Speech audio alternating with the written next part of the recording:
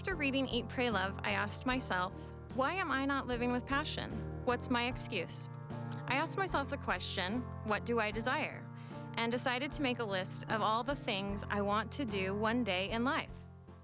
I wrote down many things like see the Northern Lights, learn to surf, learn Spanish, take a cooking class, and do a stand-up comedy routine. Since writing it, I've gone on to do many of them.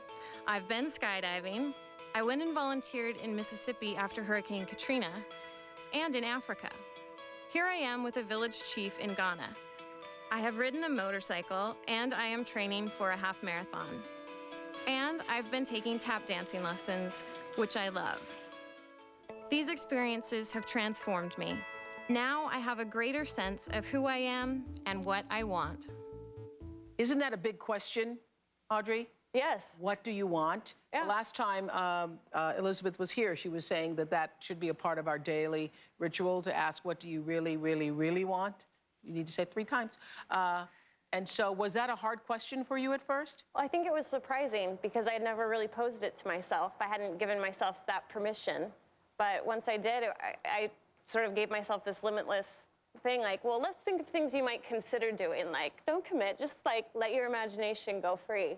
And since that time, it's really been wonderful. I've sort of been reminded that when you discover the world around you, you also discover the world within you. Well, when's your book coming out? Okay.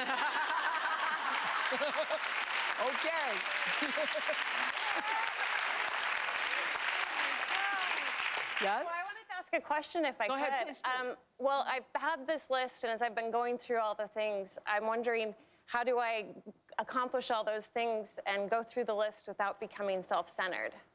Oh, the whole selfishness question? A little bit, yeah. Okay, well, the first thing I want to say is somebody told me this the other day, that in Mandarin Chinese, they have 2 words for selfish. One means doing that which is beneficial to you, and the other means hoarding, greedy, and cruel.